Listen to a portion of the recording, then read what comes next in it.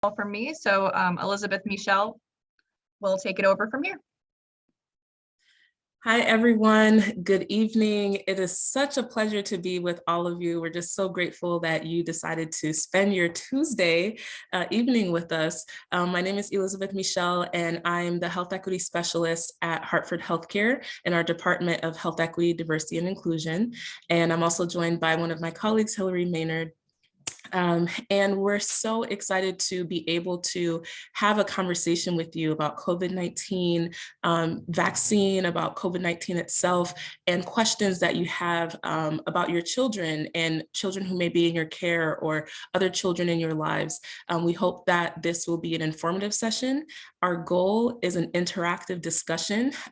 Pretend that we were sitting in your living room after dinner and you had this phenomenal expert in your living room and you were able to ask him the burning questions that are on your heart. That's what this space is, but virtually. So we're hoping that whatever questions, concerns you have, that you're able to share. No question is too little to be important. While we do look to hold a respectful space, we also want to have a space where you can come with what's on your mind and you're able to get some answers. So I am excited to introduce to you Dr. Juan Salazar, who is the physician-in-chief at Connecticut Children's Medical Center. Dr. Salazar is, I pulled up.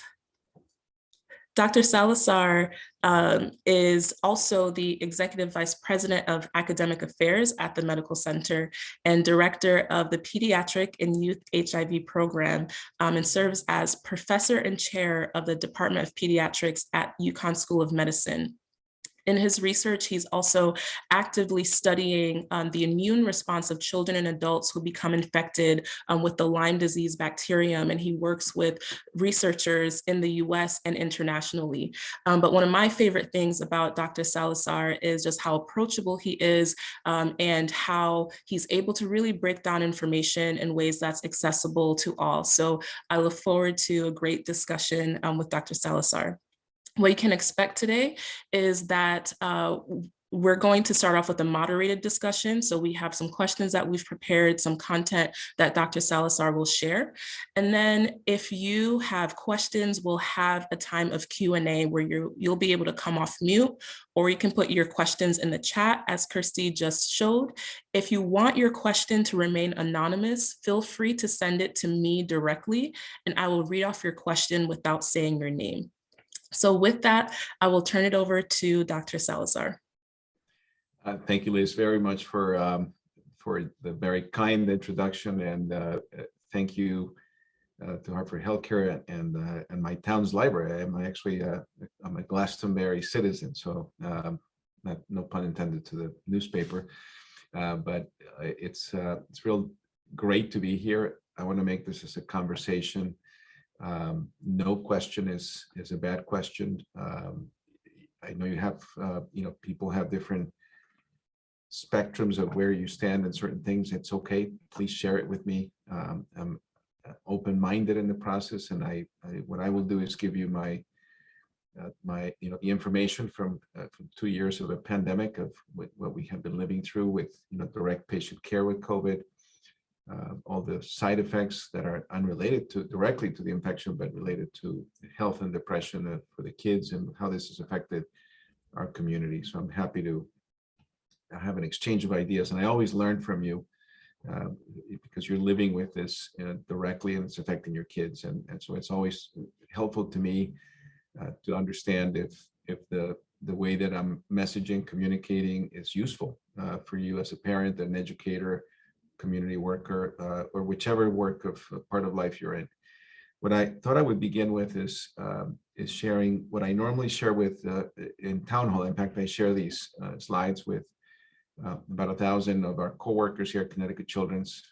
They generally we get about 1,600 to 1,000 people on any given time. And what I'm going to do is share my screen here, and then we'll come back for the questions. And so just give me a second here. I'm going to, and I hope you're seeing the, I don't know if you're seeing the widescreen, Liz, if you can tell me if you're seeing the full We're screen. seeing the presenter view with both screens. Okay, so let me just, okay, so that probably should be the right one, Great, correct? yep. Okay, so I'm gonna turn my the wrong monitor, so I'm gonna turn my face a little bit just so I can see this, but I use the pointer. So I use this this map. It's very helpful to me because it gives me a pretty international look of where the virus is going, the numbers, and I've been doing this pretty much since March 5th or 6th when the Johns Hopkins started showing this map. And my wife thinks I'm a little crazy because I do it every, almost twice, 3 times a day that I'm actually looking at the map and how it changes. And some of you might have seen this map, and this map gives you the time of access. So this is January 24th, 2022, and you can log into the Johns Hopkins website and actually look at it yourself. This is from last night at 9:21 p.m. And what it gives you is these dots are density dots in terms of the numbers of cases and where this virus has spread throughout the world. And you can see it's everywhere. And really, there's no place that has been spared, from COVID-19. And then I look at 3 numbers. I look at the total cases, and this is based on testing and approximation. It's not perfect. It's probably an underestimate of what actually happens throughout the world. And you can see here that at least from the Hopkins map and the calculations there, as of last night, there were 354,392,602 cases of COVID-19. And in just the last 28 days, I mean, this number is so large, it's hard to fathom, right? There were 71 million cases. I still remember 2 years ago when we were just listening, around this time about the news from China, where they were seeing, they actually had seen, if you remember the numbers, there was 3,000 cases, right? And we thought that was staggering at the time. Of course, 3,000 cases now, it's nothing compared to what we normally see now. Now, this white number is one that is obviously this is a sad number because throughout the world, based on what people have measured, there 5,603,837 of our fellow world citizens have died as a result of COVID-19. This is probably also an underestimate because it's not counted in all countries. And then just the last 28 days, 194,080 of our fellow citizens have died as a result of COVID-19. You look at these numbers, and when this whole thing started 2 years ago, there's no way that if somebody had told me this, I thought they were just exaggerating, and this wouldn't happen. Now, if you look at this histogram here, these are the weekly cases, and this is in the millions, 10 million, 20 million, 30 million, beginning in where this pandemic started and through the different waves that we've had. And you can see the latest one, this is Omicron, this big spike in cases, which you're looking at, 20 million cases in any given week in the most recent spike. Just incredible how this thing has spread throughout the world very, very quickly. If you remember, it started somewhere in Southern Africa back in late November, right after Thanksgiving, we started hearing about this. And suddenly 2 months later, this has gone everywhere. That's how contagious this virus has been, at least this variant. In white here, you see the number of deaths. These are weekly deaths, and 50,000, 100,000. And you can see here the number of deaths in the past few weeks. Now, it's really interesting to point this out, is that you can see lots of cases here, obviously too many deaths, but much fewer than what we saw with the prior variants, certainly the Delta variant, which we saw in the summer. So that tells you that although you have a lot of cases, the good news is this virus, the Omicron variant, is less virulent, less aggressive, still too aggressive in my opinion, but it's important to note that. So again, this is the world map. And then I go back, and then I go to the next slide, which is, this is the US specifically. And I think the data here is pretty accurate. And you can see here total cases in the US since the beginning of the pandemic, 71,707,171. That's a lot of people. That's a lot of people. Now, some of these may be repetitive cases. They really haven't split those people who have gotten reinfected, but most of these are new infections. And on the 28-day period, 18.3 million Americans have gotten infected with COVID-19 in just the last month alone. So this is like right after Christmas and Hanukkah, you started seeing this in the last 28-day period. 18.3 million people have gotten infected. That's how contagious this thing is. And of course, you have seen these numbers, 868,494 of our fellow Americans have died as a result of COVID-19. In the last 28 days, 47,946. That's more than the entire town of Glastonbury, that in just a month, would have succumbed to a viral infection in the US. Now, the good news in the green number here, these are the total vaccine doses administered. And it's really important you look at this number. 532 million doses of the vaccines have been given. That's a lot of vaccines, a lot of vaccines. And this is important when we look at safety of vaccination. And in the last 28 days, 31 million doses of vaccine. And now some of this may be the second dose or the first dose or the booster, right? So this is not 532 million different people. There are not that many people in the US. And so this is obviously counted in duplicate, sometimes in triplicate. Now in red, you can see the cases, just like the world, they've gone up, although there seems to be a trend going down. That's good news. And you can see also that the number of deaths have gone up, not as much as before, which tells you something has changed and we're still vaccinated. And so that's a map that I look at. Right now, the US is leading in number of cases in 28 days. France is second with 7.5 million. India is third. Italy is fourth. The UK is fifth. Spain is sixth. And then there's Argentina. So that gives you, in that number, it tells you where we are throughout the world. Very interesting. So you get a lot of information from here. So if you're interested in just digging through it, go on this website. You can play around with it and find out. Very, very useful. Now, this is another map this is from a different website. This is from the MIT Predictive Analytics website. I've also followed this one. This is predicting active cases. These are active cases of COVID-19, but corrected for the population. So this is per million. So it does correct it because obviously not every place in the US is equally populated. If I took that correction away, you would see California, Texas, a lot of the South, and New York with the highest numbers, but this is per million. Darker means more, lighter means less. And you can see here this map in Connecticut, which is in the purple, so it's somewhere around here. Currently, projected by February 1st, next week on Monday, or I think it's Tuesday, actually, it's the 1st. There will be 21,130 active cases. That means that they have the possibility of passing COVID to someone else on any given day per million. Florida is lower, 13.1 million. And then you can see some of these maps here, they're a little darker. And interestingly, the state of Vermont is much higher than it's ever been. But the good news is Maine, that used to be in the black before, now it's turning a little bit on the yellow. And there's some areas where, the color has gotten a little bit lighter. And then there's now Hawaii, Hawaii is shown here pretty dark right now. Hawaii is in the midst of the Omicron. So if you're going to pick a holiday place, you probably don't want to go to the Hawaiian Islands right now. You wouldn't want to wait till a little bit later. You can go to Montana. It seems to be pretty low right now, but it's pretty cold up there. I don't think anyone goes there right now.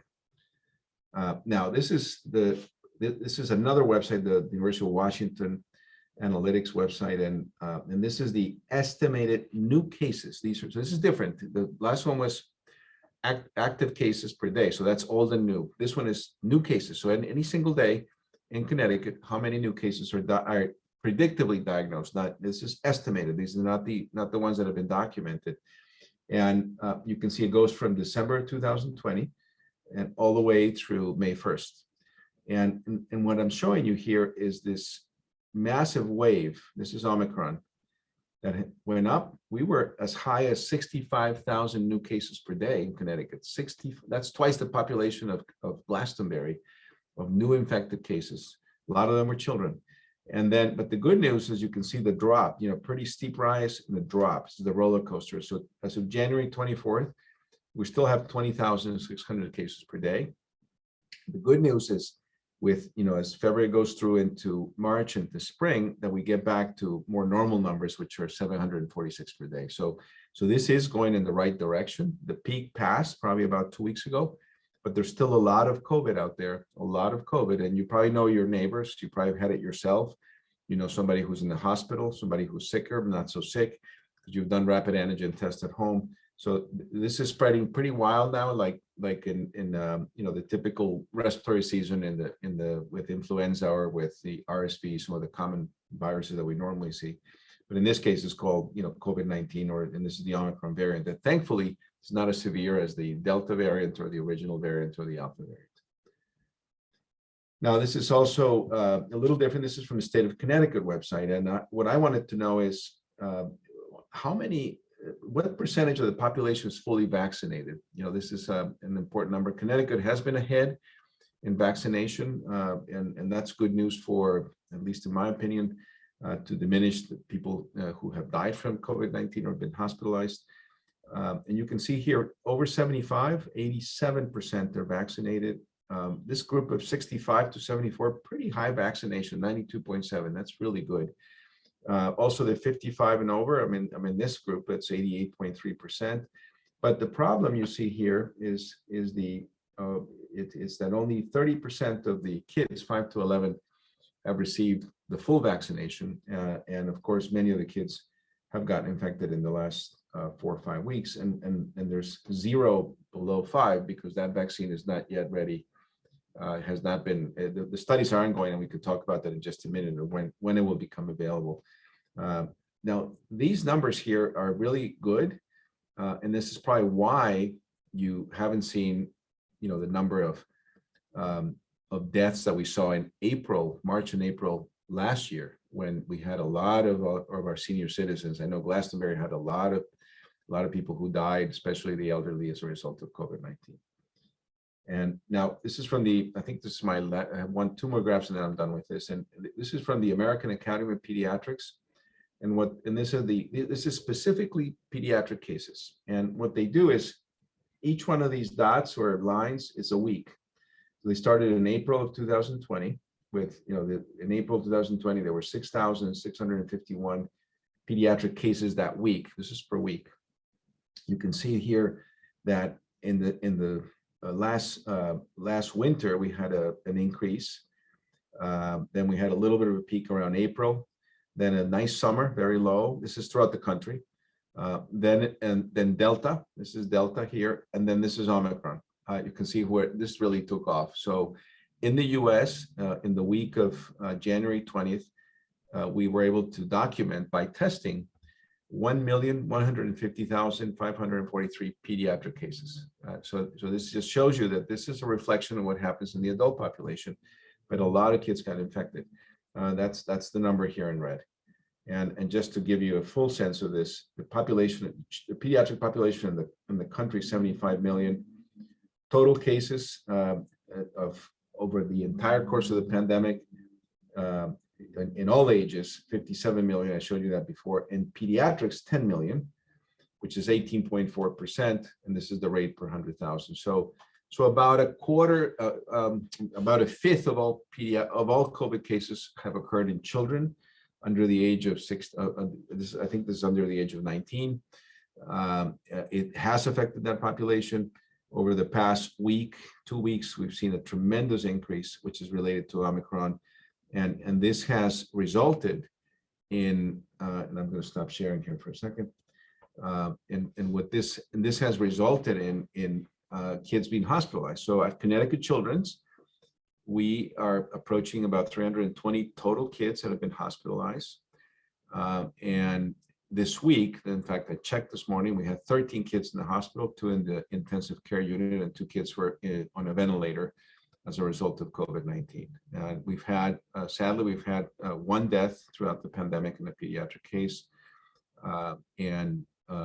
Fortunately, most of the other kids have actually been able to be discharged in due time, although we have a couple of kids who are very sick right now. And we have kids, we've had more than ever in the past month of children that have come into the hospital. A lot of that has to do with the number of kids that have gotten infected. And of course, kids that are younger, babies that are at higher risk, premature infants that are at higher risk, kids with pulmonary disease, they're at a higher risk. So this virus has affected them. The good news is the majority of the children, even young infants, have done okay. And so we've had babies as young as a week that have been in the hospital and just with a little bit of a fever, and then they go home. We've had other children that have come in with a croup-like illness into the hospital. They're there for a day or two and they go home. And there are many, because I've gotten many calls where the pediatricians have done tests in the office and the tests have been positive, and the kids have done okay. They've gone home, usually an illness of 2, 3, or 4 days, which is more reflective of what we see with influenza under a normal respiratory season. And so that's where we are. So now, again, the silver lining in all of this is, if there's any, is that we're making it through. I think Omicron is beginning to dwindle down. We still have 4 or 5 weeks where we have to be on high alert because of the degree of transmission. But once I see April and May, I begin to see the things changing, and then I think we'll get into a period of mid to late spring and summer, which is going to be in pretty good shape. Now, what happens next season? I think this is just a prediction that this virus will become like all the other respiratory viruses that resurface in a different way, usually in the winter. Probably not going to be as severe as what we saw originally, and it's something we're going to have to deal with for the foreseeable future, but in a different way. I think once we get past this wave, I think we're the epidemiology suggests that we're going to get into a far better place for ourselves, for our kids, and then moving forward. So let me stop there. I just wanted to share those numbers with you and some of the reality of where we are today. So Liz, back to you. Perfect. Thank you. Thank you so much for that overview, that context. One of the things you said was that, for the most part, many of the children that you're seeing coming in, whether infants or children who are coming in positive, they're doing okay overall. So one question that I have for you is, if children are doing okay for the most part, we recognize that not all of them have fared that well, but if children are doing okay, then what is the point of them getting vaccinated right now? Yeah, that's a great question, and so here's how I approach it. I've gotten a lot of questions from parents, right? I mean, that's a question that the parents of my patients, and I follow kids, and my kids are a little bit different in the sense that the ones that I follow as part of the HIV program or the immune deficiency program are kids who are at higher risk because of their immune system, and so it's a little different. But I've also gotten calls from parents who just want to chat about this, and that's exactly the question they ask. So here's how I respond to the question, and let me walk you through the process, because I think it's important to see how I think about this. And I'm a parent. My kids are older, of course, right now, so it's a little different. But I was a parent of younger kids, and this is a question. So if I put my parent hat on, how would I approach this? All parents want to do what's right for their kids, unequivocally, regardless. Even if a parent is not in favor of vaccines, every parent, I have never, you don't meet parents that don't want to do what's right for their kids, and they want to understand. So the first thing is, I put it on two sides. I say, okay, well, what do we know about this virus? And is it serious enough? Is it severe enough that I should be concerned about? And of course, the good news is that for the majority of kids, this is the good news, the majority of kids, this is going to be a respiratory illness. It's probably going to be self-limited, specifically Omicron. It's going to be self-limited. They may not even get much of any symptoms, and they're going to do fine. So that's the first thing. So I want to give parents a sense of not panic. I mean, this is really important, because you especially if you have kids under the age of 5, you can get vaccinated. So a lot of great concern, but for the majority of kids, they're going to do just fine. But here's the issue, that not everyone.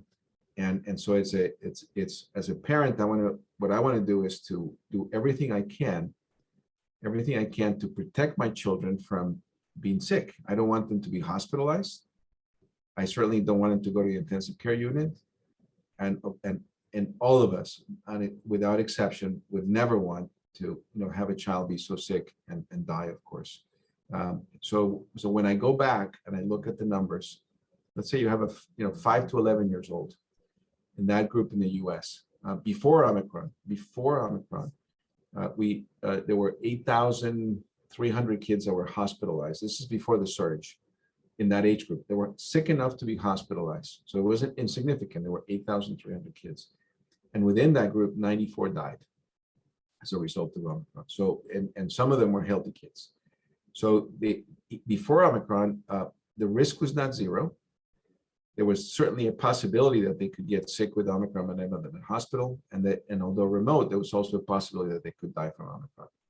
So as a parent, if there's a way that I can protect them safely so that they don't have that risk, or if I can diminish that risk, then as a parent, that's a decision that I need to make, as long as what I'm doing to protect them is safe, right? I mean, that's really what parents bring up. And so now after Omicron, the numbers have gone up significantly because we have so many more kids, of course. Proportionally, it's probably still the same, but we have many more kids that have been in the hospital. Connecticut Children's back in August, September, October, we perhaps had, at any given time, we had 1 or 2 kids, but starting by early to mid-December, we went up to having anywhere between 10 and 15 kids constantly, and kids in the ICU. And I mentioned I have 2 kids in the ICU, one who's in a ventilator right now because of COVID-19. So this can be a serious disease. So if I'm a parent, I said, I don't want that, because I don't know if my kid is the one that's going to roll the dice and he or she will be the one that will end up in the ICU or in the hospital.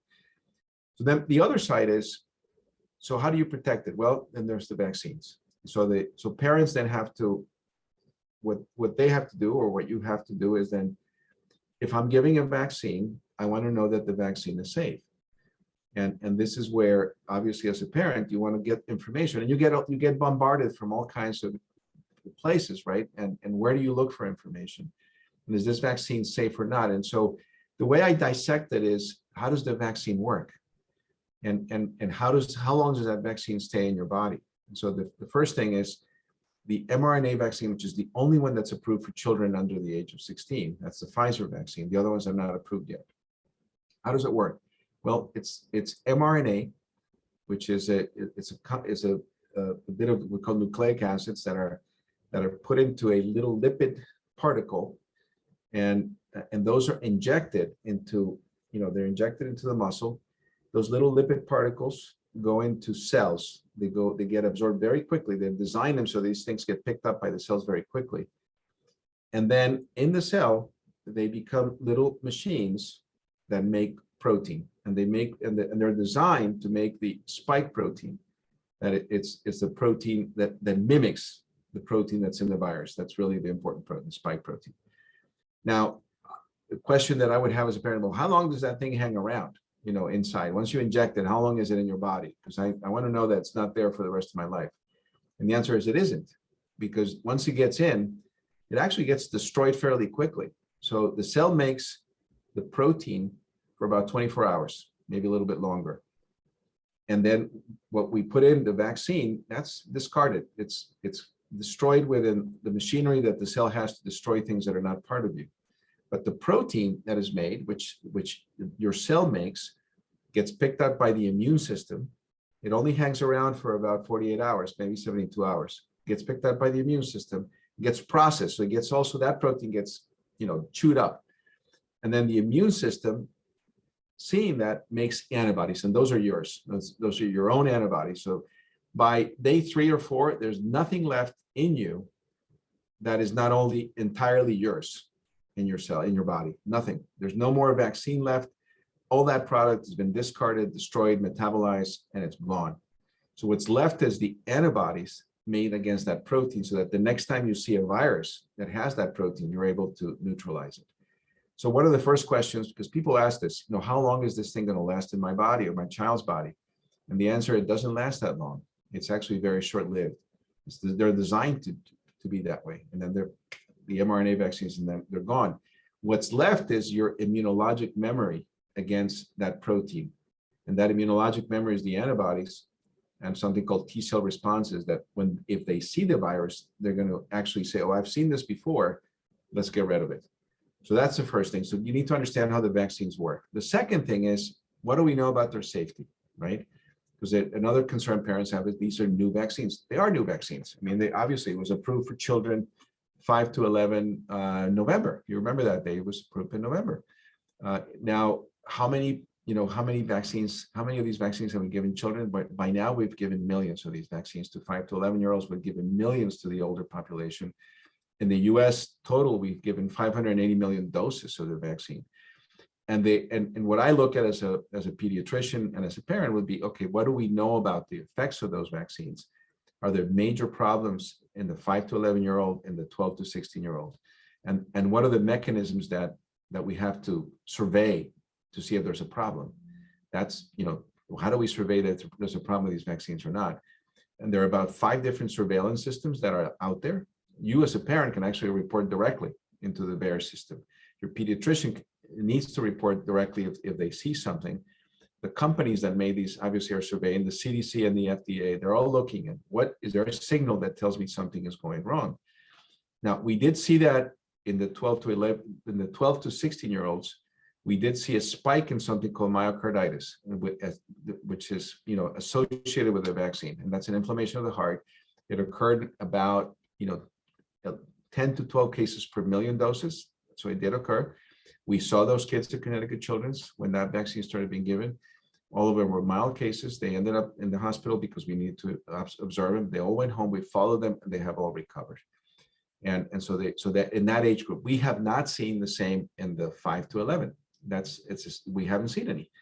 A little different. It's a lower dose. So the vaccines this was picked up. It was reported. As a pediatrician, I report this. I'm always on the lookout. Is there a problem here?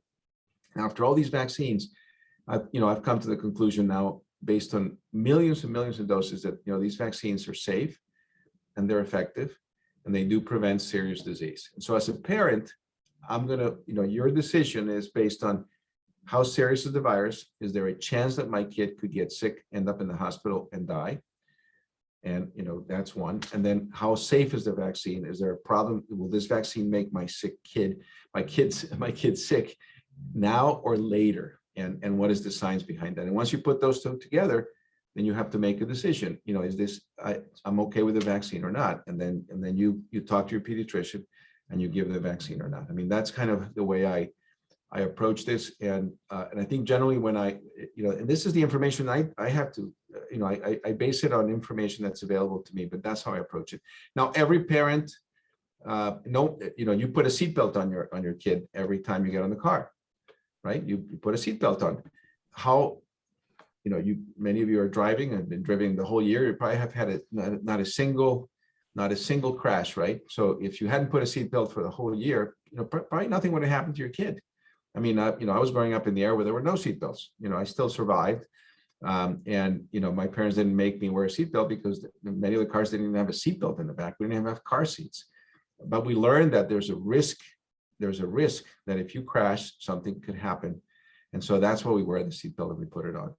And we know that the seatbelt is not harmful, of course, although it can. I mean, in some cases, airbags can hurt, et cetera, but we still use them. You want to grab your kid's hand when they cross the street so they don't get hit by a car. You want to make sure they go outside when it's raining and maybe thunderstorms. And those are low risk things that we do as a parent. And so as a parent, we want to keep our kids as safe as we can. Now, and that's what these vaccines will do for a child. And so that's why my professional recommendation based on that is that I think the benefit is tremendous. It prevents hospitalization. It can prevent death. And it keeps your child safe, and this is why we use them. So let me stop there. That's the logic that I use, and I think and parents welcome that, and again, parents only want to do the right things for the kids, and it's good to question it, and it's good to understand, and good to come from a point of tell me why, and you make, and generally the parents will make the right decision. Awesome. Thank you so much, Dr. Salazar. So I'm going to jump us into our audience questions. I have been loving all of the activity that I'm seeing in the chat and the questions that folks have. So I'll remove Spotlight for now and then move us into our questions. So the first question, and we'll do this in a rapid fire way to see if we can get to as many questions as possible. So the first question is, how do you test for Omicron? I read that the virus multiplies in the throat, so it seems like nasal swabs may not be useful. Yeah, that's a great question. So Omicron multiplies both in the nasal passage, in the nasopharynx, and in the pharynx. So it really, it's, the entry point is in any of those.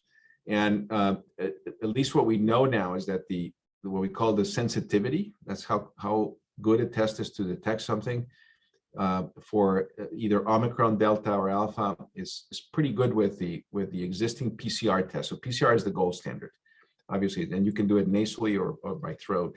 Many of the antigen tests, but not all of them, are really good. I trust less the ones that are only the outside of the nose, and the rapid test that we do it, because frequently, especially if you're doing it in a kid, the kids are, most kids are going to be moving.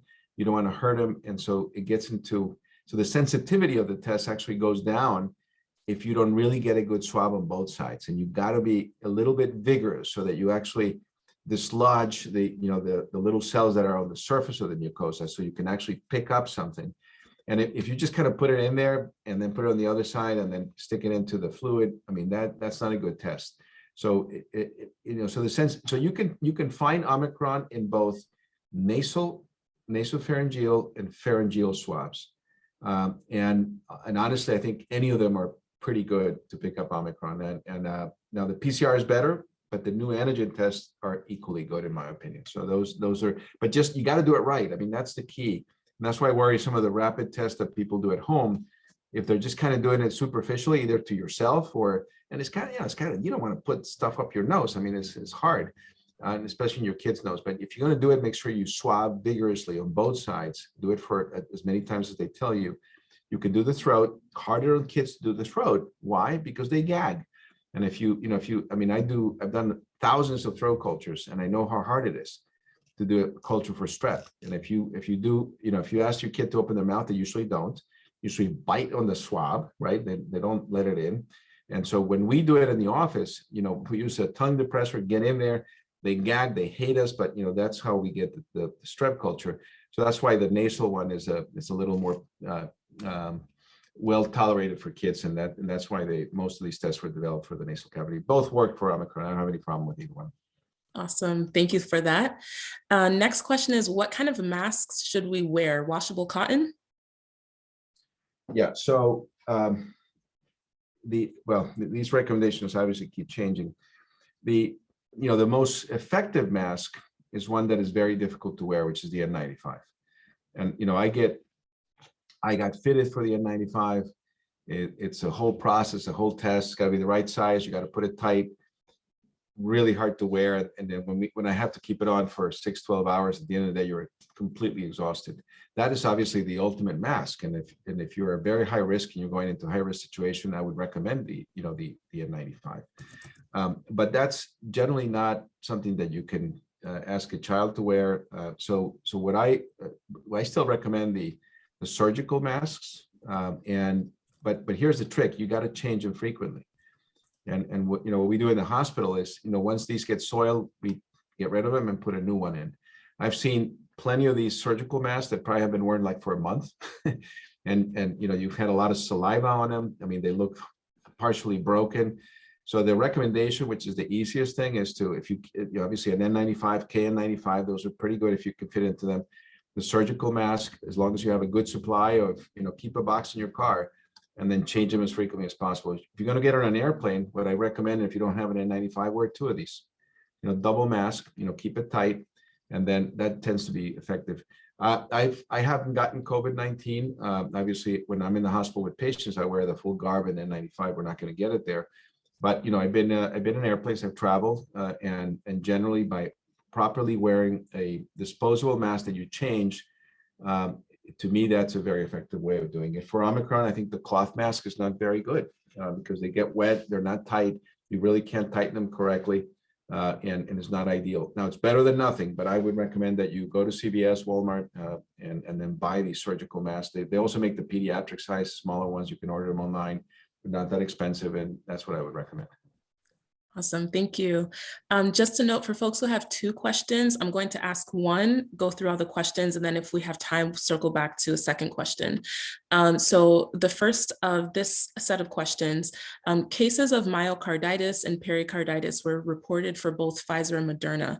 Are these 2 conditions common for other vaccinations and simply getting more attention now? A great question. No, I've given a lot of vaccines, and this was really the first time that we saw a link to a vaccine. And so that was real. It was in the 12 to 16, 12 to 18, mostly males. And it was linked to the mRNA vaccines, both the Pfizer and the Moderna. So there was an uptick, and I think exactly why it happened, we don't know. Perhaps the dose was a little higher than it should have been.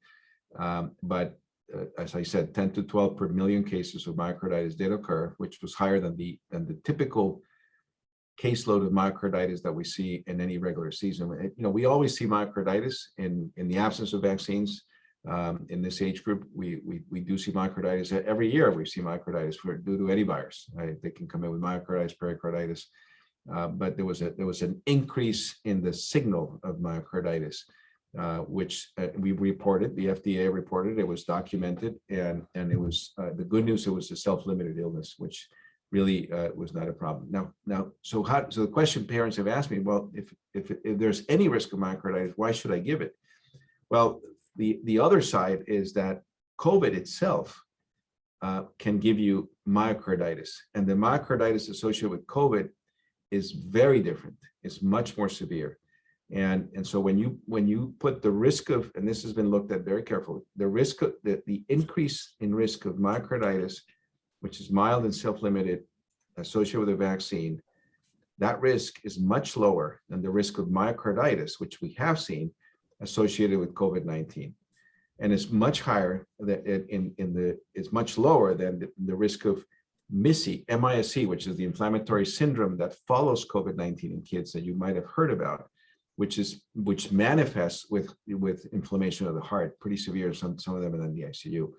So the reason the FDA said, well, the risk of myocarditis was higher than the disease, the vaccine probably would not have continued to be on the market. But the fact is, it was self-limited, and it was much lower than the risk of myocarditis associated with COVID. So it still prevented disease, and that's why it was still, was kept on. And we haven't seen that in the younger population, by the way.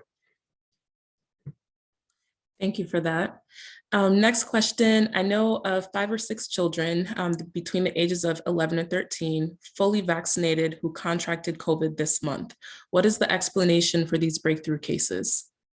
Yeah, absolutely. There's no question about that. We have seen breakthrough disease, and we have seen breakthrough disease in the hospital. The majority of the kids, I would say, today, and the kids that are in the hospital today at Connecticut Children's, none of them were vaccinated. Some of them because they were too young to get the vaccine, but even 5 to 11-year-olds and even older who did not get the vaccine and ended up in the hospital. We look back, and 98% of all the hospitalizations were kids that were not vaccinated. Obviously, some of these were before vaccines were available, but the vaccine with Omicron is not perfect. And so there has been breakthrough disease, generally very mild disease. And that's what's really, really important. So yes, it can be. This is why in the adult population and in the older groups, we recommended a booster so that the antibodies go up. And then the boosting of antibodies actually is very helpful to protect additional severe disease from COVID-19, Omicron specifically. Thank you. What type of booster is best for children? Should they get the same vaccine booster, or is it okay to mix different types?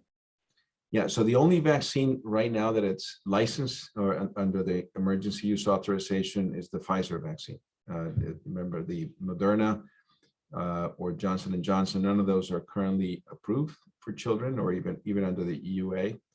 Novavax, which is another company that's making a slightly different vaccine, hasn't come up with their pediatric vaccine yet.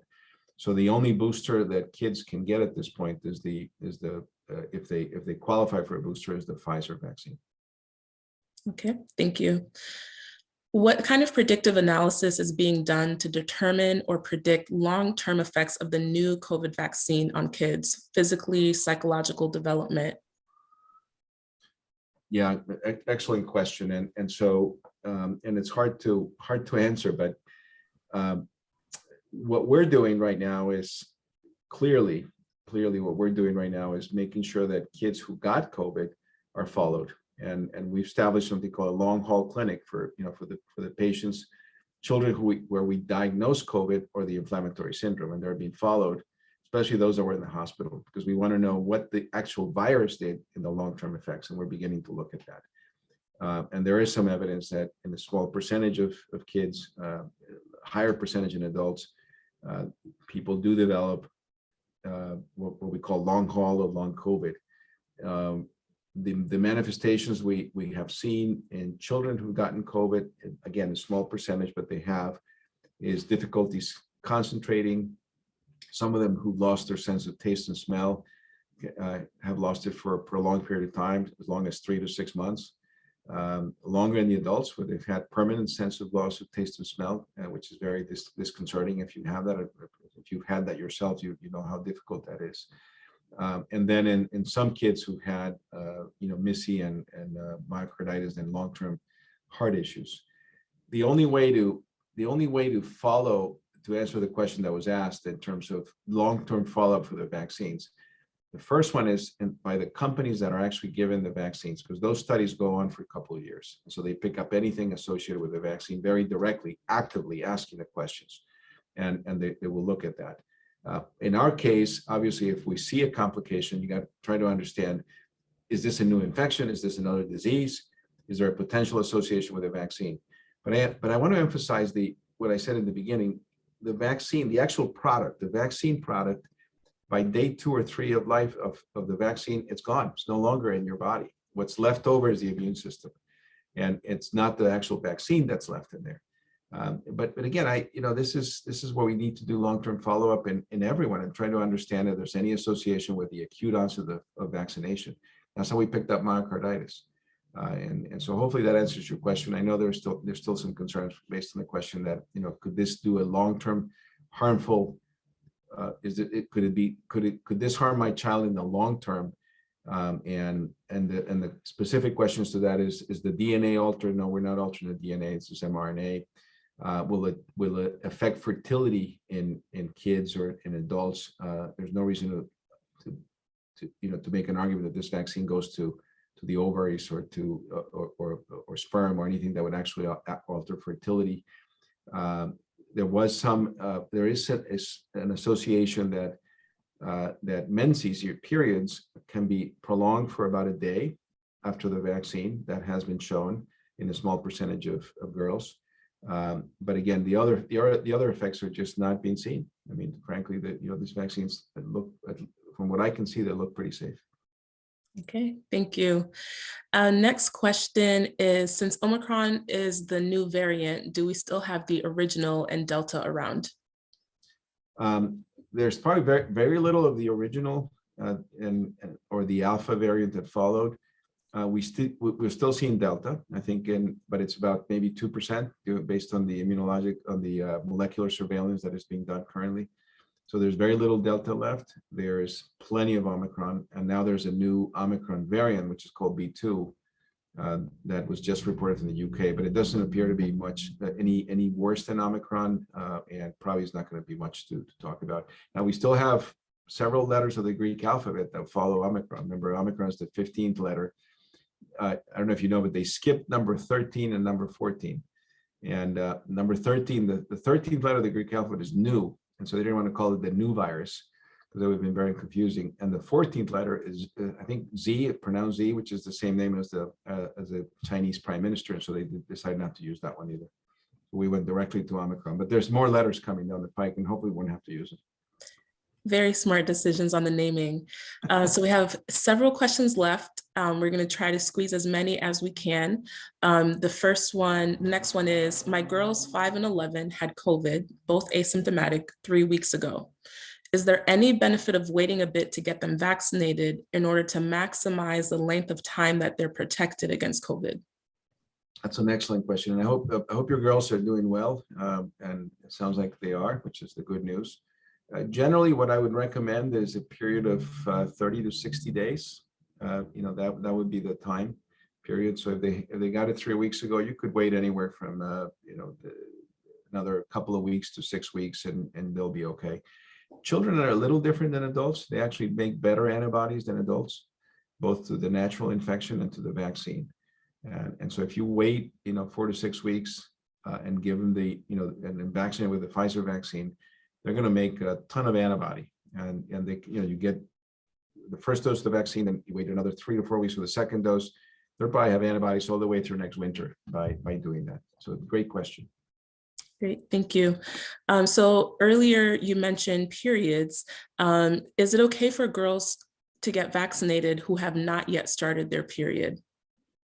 Yes, there's no contraindication, and that's why it's received approval under the emergency use authorization for kids starting at age 5. Many of those, half of them are girls, and they can certainly get it without any problem. Okay, thank you. Next question, we have 2 boys, 15 and 17. Regarding patients with myocarditis, did they develop it after the first 2 doses or after the booster? Oh, excellent question. So the most of the cases we saw were after the first dose. So it was within 3 or 4 days of the first dose of the vaccine. There were a few that happened after the second dose, but the majority after the first dose. And there's little information right now that I have seen of myocarditis following a booster, which is approved now for that age group. So if you're going to see it, probably going to see it with the first dose. And it's, again, a rare event, 10 to 12 per million cases. Thank you. Do vaccinated children who contract COVID need to be followed by their pediatrician? I always recommend that you connect with your pediatrician. It's a good, just give them a phone call, although I have to admit that many of them have been overwhelmed because there's just so many phone calls, and their staff has also in themselves, they've gotten sick. And so that's one of the issues, here at Connecticut Children's, where for the last month I've had a lot of our nurses, a lot of our respiratory therapists, and even our security personnel have gotten sick from COVID in the community. And so we've had a shortage of personnel. That's something we've seen. But my recommendation is speak to your pediatrician. And you probably don't need to go into the office to have them seen if they're doing well. We manage them like any other respiratory illness. And now if things change, if they have a risk factor, they have severe asthma, they're immunocompromised, they have airway issues, they have a tracheostomy, or they have a congenital anomaly, any of those things would probably prompt a visit to the pediatrician. But for the most part, if you can do a rapid antigen test at home, which is positive, you let them know that that's what happened, and just monitor your child, and then they probably don't need to see the pediatrician. The question, has come up about athletes, kids who are good at, who are in organized sports activities in the school. If they have a mild case of COVID, I think a very mild case of COVID, you wait 10 days and they can go back to play.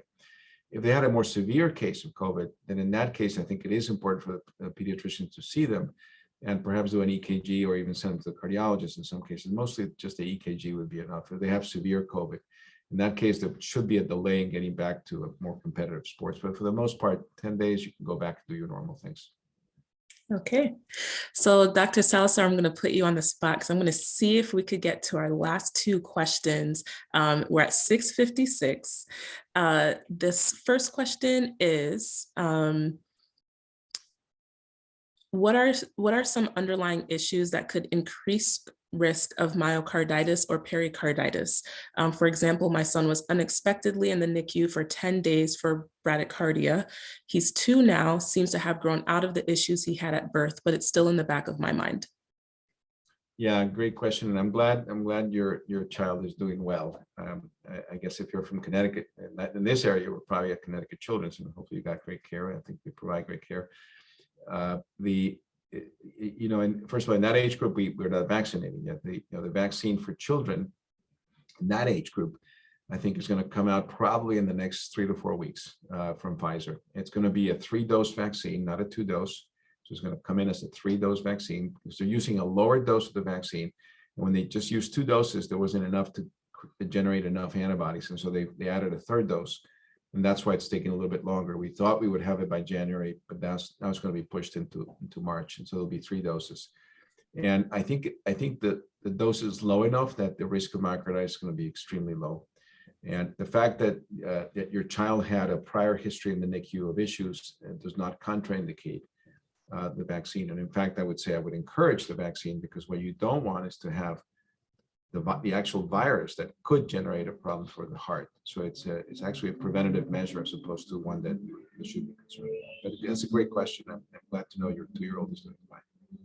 Perfect. Last question. My daughter is 11. She had TGI and VSD corrected at birth and has been doing great. What research, if any, has been done on vaccine and congenital heart defects?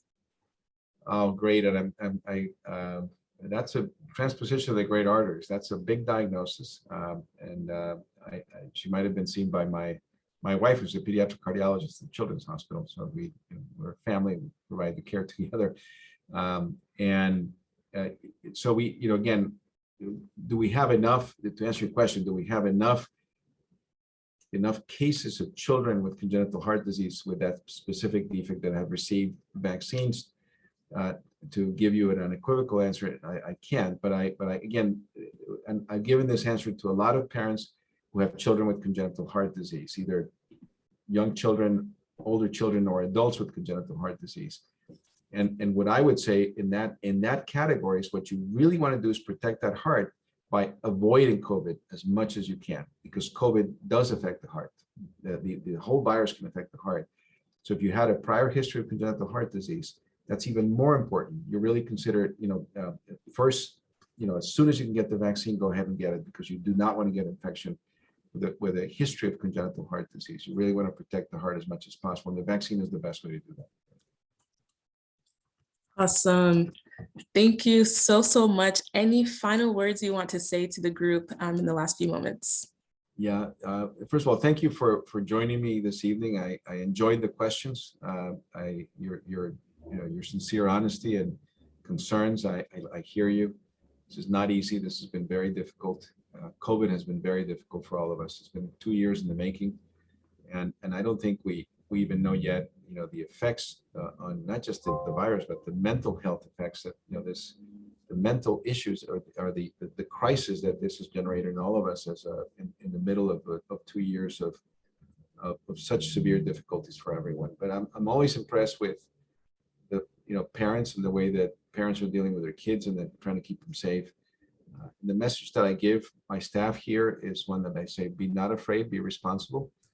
Have optimism, be kind to each other in the process, because we are all short-tempered, short fused for all kinds of reasons. This is not a political issue. This is really one where we need to take care of each other and trust in each other, and then respect each other's beliefs and how we do things. So thank you very much for the invitation. I really appreciate it, and look forward to seeing you again. And maybe we'll run into town. I usually jog in front of the Glastonbury Library on Saturdays and Sundays, not in this weather, but certainly in the summer. Wonderful. Thank you so much, Dr. Salazar. And from the Hartford HealthCare team, it's always a pleasure being able to connect with folks and share resources as you are making decisions for your family and your loved ones. So thank you so much for joining. I'll turn back over to Kirsty in case you have any last words. Thank you, Elizabeth. And thank you, Dr. Salazar. This was wonderful. I know I learned a lot, so I hope that everyone else did as well. Thank you all for coming, and your questions were all great. So